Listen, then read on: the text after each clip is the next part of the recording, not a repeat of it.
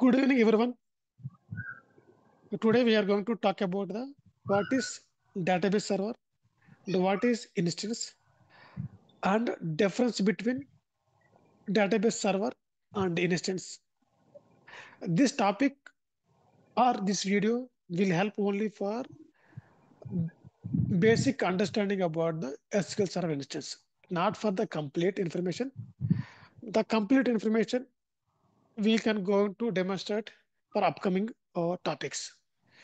This will help to basic understanding about the database server and SQL Server instance. Okay, let's start.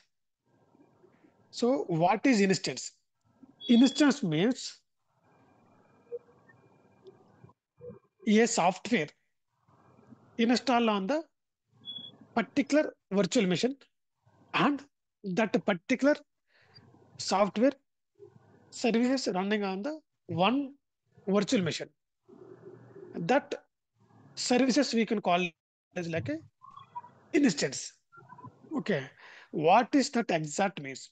Okay, here we can go to the our common language Telugu. Okay, so SQL Server instance అంటే SQL Server యొక్క software ఈ software ని ఒక particular individual computer మీద install చేస్తే install అయిన తర్వాత మనకు కనిపించే సర్వీసెస్ ని మనకు కనిపించే డేటాబేస్ ఇంజిన్ ని ఏమంటామంటే ఎస్కల్ ఇన్స్టెన్స్ అని అంటాం. ఓకే, ఎస్కల్ ఇన్స్టెన్స్ అంటే ఏమీ లేదు, ఒక సాఫ్ట్వేర్ తీసుకుని ఆ సాఫ్ట్వేర్ ని ఒక పర్టికులర్ కంప్యూటర్లో ఇన్స్టాల్ చేస్తే కనుక దాన్ని మనం ఆ సర్వీస్ ఏమంటాం అంటే ఎస్కల్ ఇన్స్టెన్స్ అంటాం. ఓకే,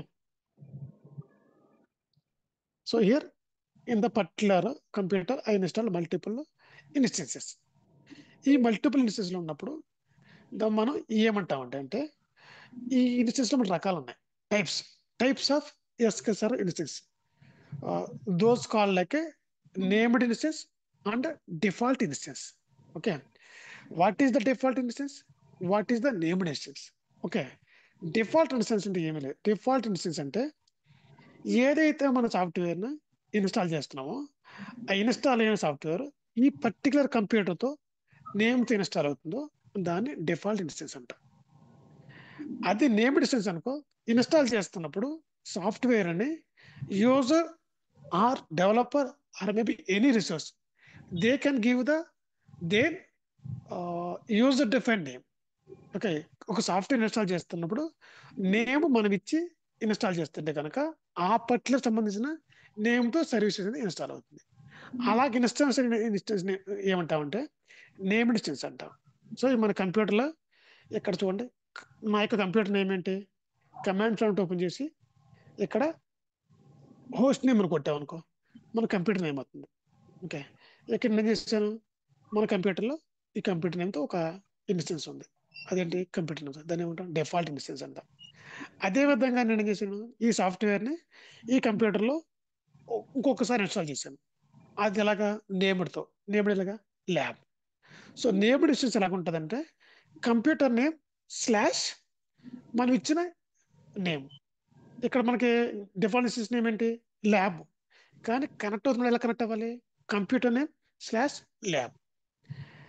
ఇక్కడ మరొక ముఖ్యమైన విషయం ఏంటంటే ఈ సాఫ్ట్వేర్ని మన యొక్క కంప్యూటర్లో ఎన్నిసార్లు ఇన్స్టాల్ చేయగలదు.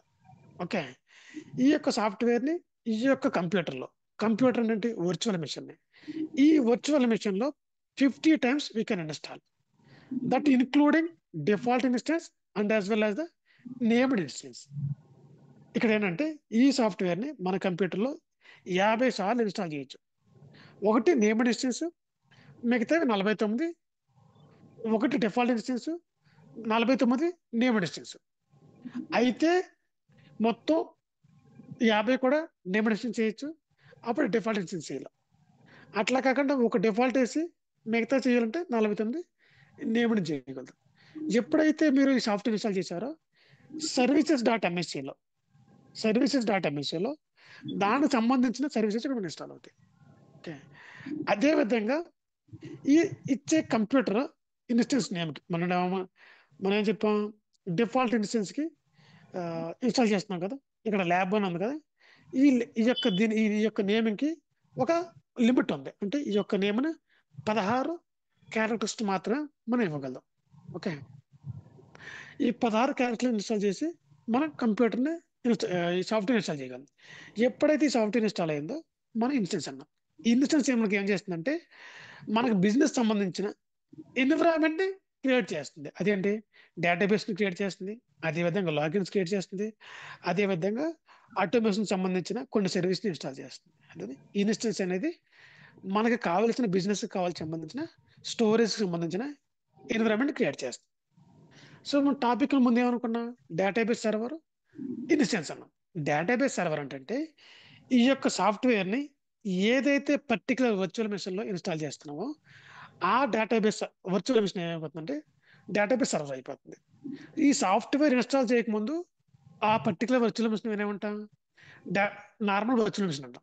ఎప్పుడైతే సాఫ్ట్వేర్ ని ఈ కంప్యూటర్లో ఇన్స్టాల్ చేసామో ఈ కంప్యూటర్ మనం ఏమనొచ్చు, వర్చువల్ మెషిన్ అనవచ్చు, లేదా డేటాబేస్ సర్వర్ అనొచ్చు. ఎందుకు డేటాబేస్ సర్వర్ అంటామంటే మనకు ఆర్గనైజేషన్స్ లో నెంబర్ ఆఫ్ వర్చువల్ మెషిన్స్ ఉంటాయి. అందులో అప్లికేషన్ సర్వర్ ఏది, డేటాబేస్ సర్వర్ ఏది అని తెలిసి ఉండాలి. అందువల్ల ఏదైతే సాఫ్ట్వేర్ మనం ఇన్స్టాల్ చేసామో ఆ సాఫ్ట్వేర్ యొక్క వర్చువల్ మెషిన్ ని డేటాబేస్ సర్వర్ అంటాం. ఈ డేటాబేస్ సర్వర్ లో మనకి డిఫాల్ట్ ఇన్స్టెన్స్ ఉండొచ్చు, లేదా నేమ్డ్ ఇన్స్టెన్స్ ఉండొచ్చు. Okay, so today I hope you can understand what is database server and what is instance and these things.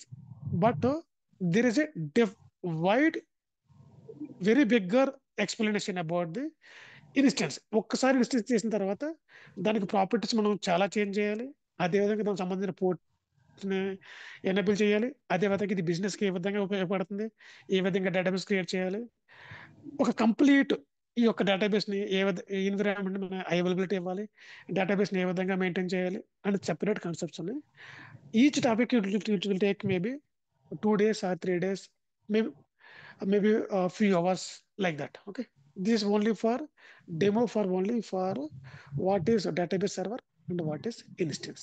I hope you understand, but coming days you can understand the more about these topics. Okay, thank you.